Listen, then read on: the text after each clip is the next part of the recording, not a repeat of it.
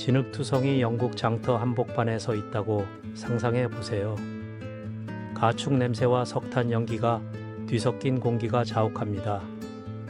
때는 1850년. 당신 주변의 군중은 기대감에 술렁이고 그들의 시선은 당신, 엘리자라는 이름의 여성이 떨며 서 있는 임시 플랫폼에 고정되어 있습니다. 밧줄이 당신의 목에 느슨하게 걸려 있습니다. 숨통을 조일 만큼 조이지는 않았지만 수치심으로 인해 무겁습니다. 한때 당신의 밤을 따뜻하게 데워주었던 사랑의 남자. 당신의 남편 토마스는 이제 당신을 암소처럼 팔아치우며 낯선 사람들에게 당신의 미덕을 외칩니다. 이 여자는 요리도 잘하고 튼튼하고 순종적입니다. 군중은 야유를 보내고 일부는 웃고 다른 이들은 속삭입니다. 당신은 가축이 아니지만 이곳 빅토리아 시대 잉글랜드에 잊힌 한 구석에서 당신은 팔리고 있습니다. 역사에 숨겨진 이 장에 충격을 받았다면 좋아요를 누르고 아래의 의견을 공유해 주세요. 이것은 상상할 수 없는 잔인함에 맞선 인간 인내의 이야기입니다. 빅토리아 시대 잉글랜드에서 사회는 특히 여성에게 엄격한 우리였습니다. 남성들은 법적, 재정적, 가정적 권력의 열쇠를 쥐고 있었습니다. 결혼은 계약이었고 노동계급에게는 종종 함정이었습니다. 이혼은 부자들만을 위한 사치였으며 의회 법안과 상당한 재산을 필요로 했습니다. 산업 빈민가에서 근근히 살아가는 토마스와 같은 남성들에게 아내를 파는 것은 암울한 임시방편이 되었습니다. 중세 관습에 뿌리를 둔 이 관행은 남성들이 결혼을 끝내거나 빚을 청산하기 위해 공개적으로 아내를 경매에 붙이는 것을 보았습니다. 그것은 조악하고 굴욕적이며 놀랍도록 흔했으며 1780년에서 1850년 사이에 300건 이상의 문서화된 사례가 있었습니다. 더 타임즈와 같은 신문들은 이 판매를 소경매와 함께 보도하며 호기심으로 취급했습니다. 법적으로 무력한 여성들은 발언권이 없었습니다. 시스템은 여성들의 주체성을 박탈하고 생존이 종종 존엄성보다 우선시되는 세상에서 그들을 재산으로 전락시켰습니다. 엘리자의 이야기는 맨체스터 외곽의 그을음으로 얼룩진 마을에서 시작됩니다. 16세에 그녀는 빠른 미소와 더 나은 삶에 대한 약속을 하는 대장장이 견습생 토마스와 결혼했습니다. 그들은 끊임없는 비로 벽이 축축한 비좁은 오두막을 공유했습니다. 엘리자는 두 아이를 낳고 난로를 돌보고 얼마 안 되는 임금을 아끼기 위해 밤늦게까지 옷을 수선했습니다. 그러나 산업붐은 고난을 가져왔습니다. 기계가 사람을 대체하면서 토마스의 일은 줄어들었고 그의 좌절은 술로 이어졌습니다. 한때 그녀를 내 마음이라고 불렀던 남자는 이제 폭력을 휘둘렀고 그의 주먹은 그녀가 숄 아래에 숨긴 멍을 남겼습니다. 어느 날 밤 술집 싸움 후 토마스는 눈이 차갑게 변한 채 집으로 돌아왔습니다. 넌 돈값을 못해. 그가 중얼거렸고 엘리자의 세상은 기울어졌습니다. 다음 날 아침 그는 계획을 발표했습니다. 그녀의 노동과 침묵에 돈을 지불할 남자에게 그녀를 시장에서 팔 것이라고 말했습니다. 그 결정은 단지 개인적인 것이 아니었습니다. 그것은 잔인한 시스템에 뿌리를 두고 있었습니다. 엘리자는 많은 여성들처럼 남편에게 거의 전적인 통제권을 주는 법에 갇혔습니다. 그녀는 토마스의 허락 없이는 재산을 소유하거나 계약서에 서명하거나 떠날 수 없었습니다. 그녀의 마음속에는 시장이 끔찍하게 다가왔습니다. 빵과 옷을 샀던 그곳이 이제는 그녀의 굴욕을 위한 무대로 변해 있었습니다. 토마스가 그녀를 광장으로 끌고 갈 때 그녀의 목에 걸린 밧줄은 상징적이었지만 올가미처럼 느껴졌습니다. 군중의 시선은 그녀에게 불타는 듯 박혔고 일부는 연민을 느꼈고 다른 이들은 음흉하게 쳐다봤습니다. 그녀는 이웃에게 맡겨진 아이들이 그녀의 수치를 알게 될까 궁금했습니다. 토마스가 닭울음 소리와 흥정하는 상인들의 목소리를 압도하며 그의 홍보를 시작할 때 그녀의 심장은 두근거렸습니다.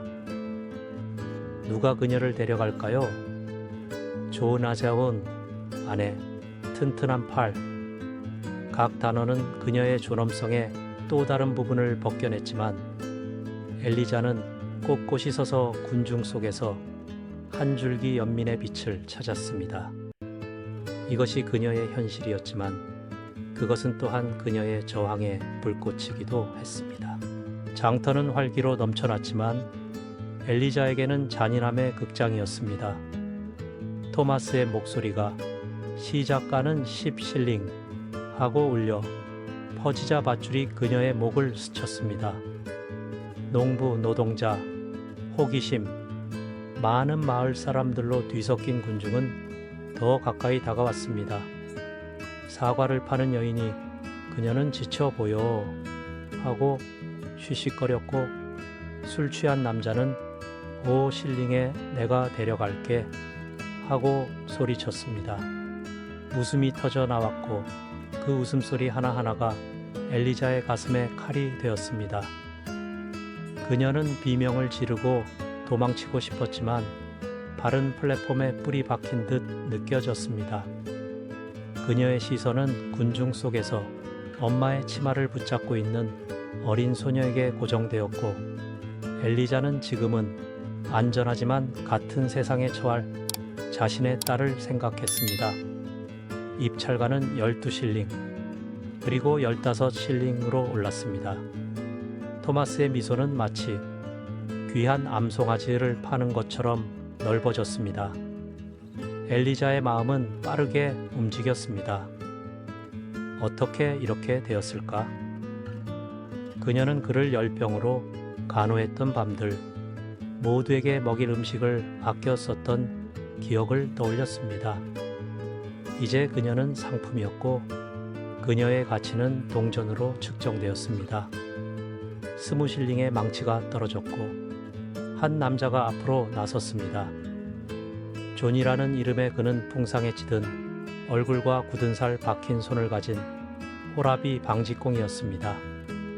그가 토마스에게 동전을 건네자 군중은 갈라졌고 그의 표정은 읽을 수 없었습니다.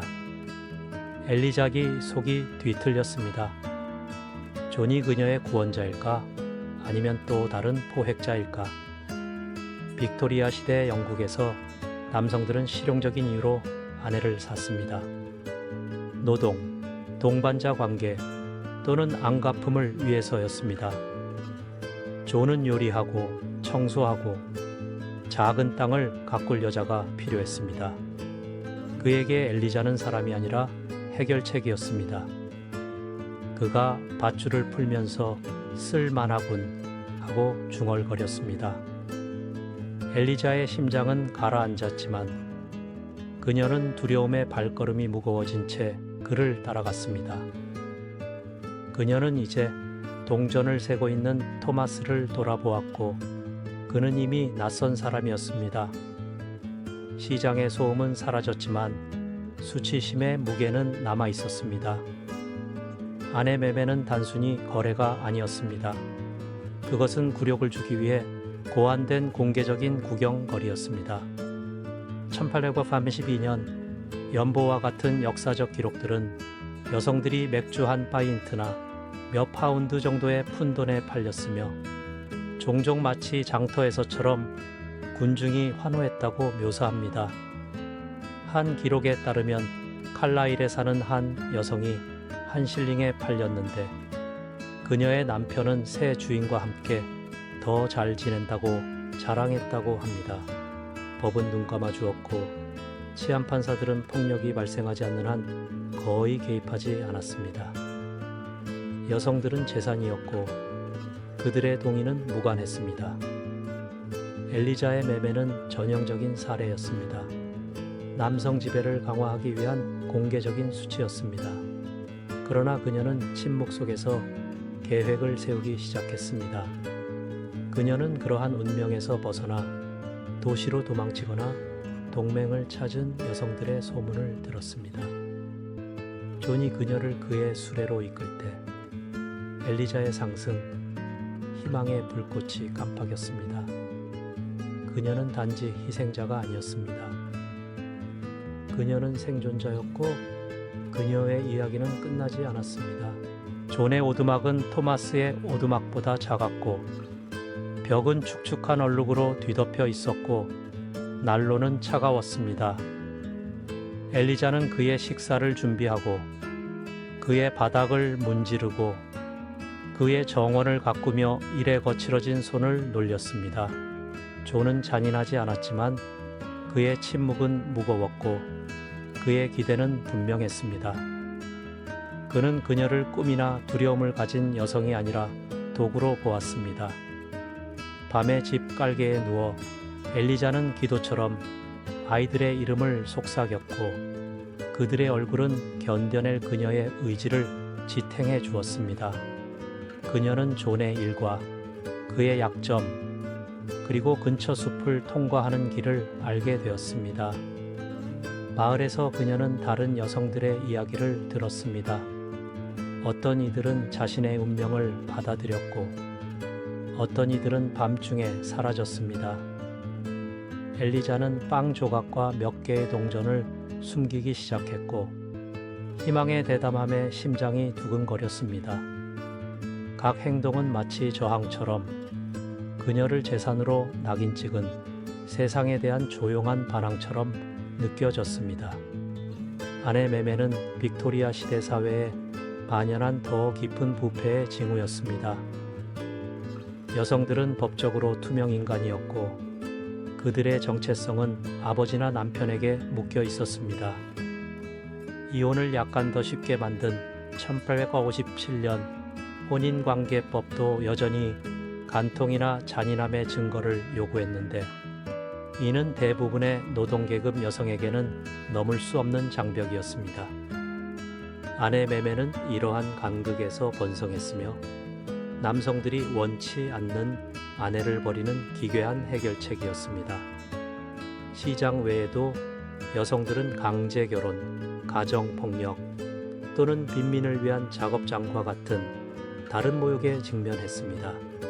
엘리자의 공형은 수많은 다른 여성들의 그것을 반영했으며 그들의 이야기는 교구 기록에 묻히거나 술집에서 속삭였습니다. 1845년 모닝 크로니클의 한 인용문은 그 시대의 무정함을 잘 보여줍니다. 아내를 파는 것은 야만적이지만 가난한 사람들이 매달리는 관습이다. 달리 무엇을 할 수 있겠는가?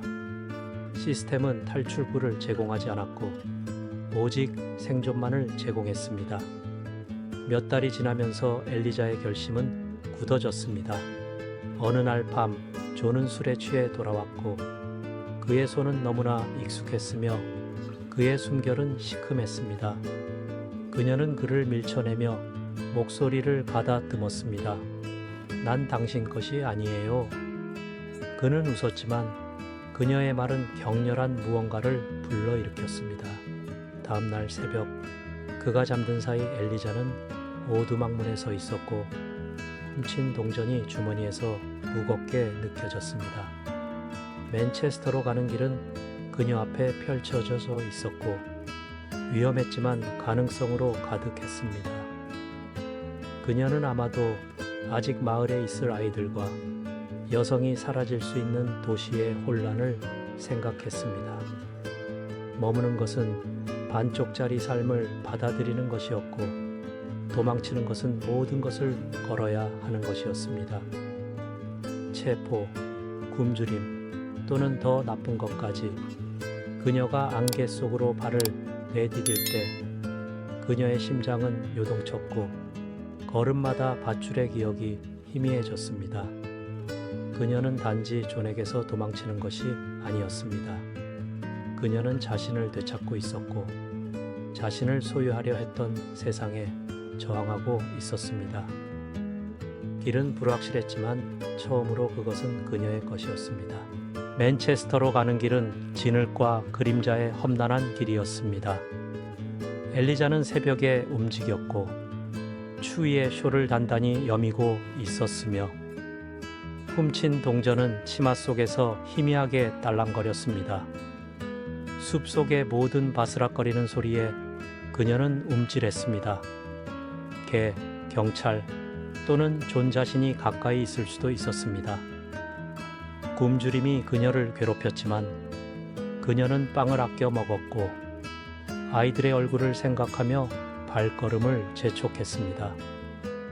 그녀는 헛간에 숨었고 지나가는 수레를 얻어 타기 위해 물건을 교환했고 낯선 사람들의 시선을 피했습니다.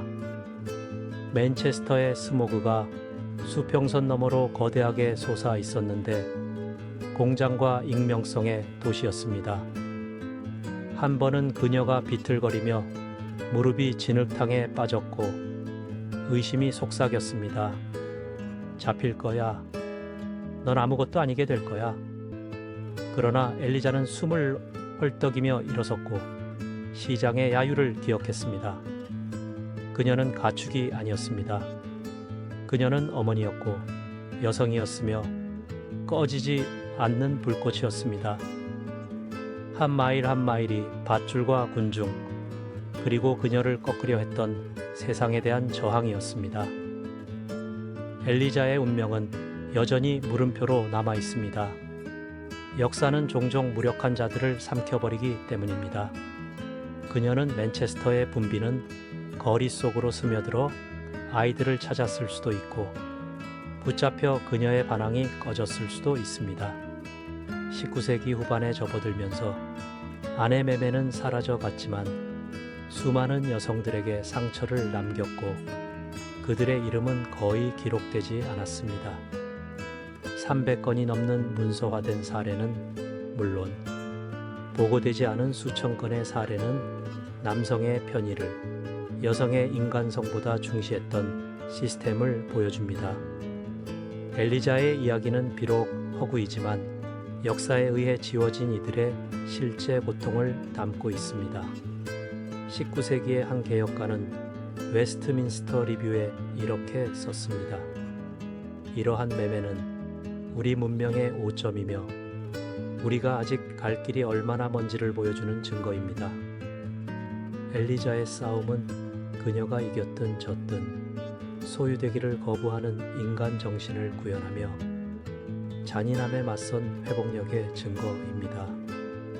오늘날 엘리자와 같은 여성들이 팔렸던 시장은 사라지고 상점과 자갈길의 매력으로 대체되었습니다. 그러나 그들의 고통의 메아리는 인신매매, 강제노동, 그리고 시스템적 불평등과 같은 현대의 투쟁 속에 남아 있습니다. 엘리자의 이야기는 단지 유물이 아닙니다. 그것은 권력이 여전히 취약한 이들을 침묵시킨다는 것을 상기시켜 줍니다. 우리는 듣고 잊혀진 이들을 드높임으로써 그녀를 기립니다. 그녀의 용기가 당신을 감동시켰다면 이 이야기를 공유하고 당신의 생각을 댓글로 남기거나 더 많은 숨겨진 역사를 위해 구독해 주세요. 억압의 벽에 균열을 낸 세상의 엘리자들을 기억합시다. 밧줄은 썩었지만 그들의 목소리는 여전히 시간을 넘어 울려 퍼지며 정의를 요구하고 들려지기를 요구합니다.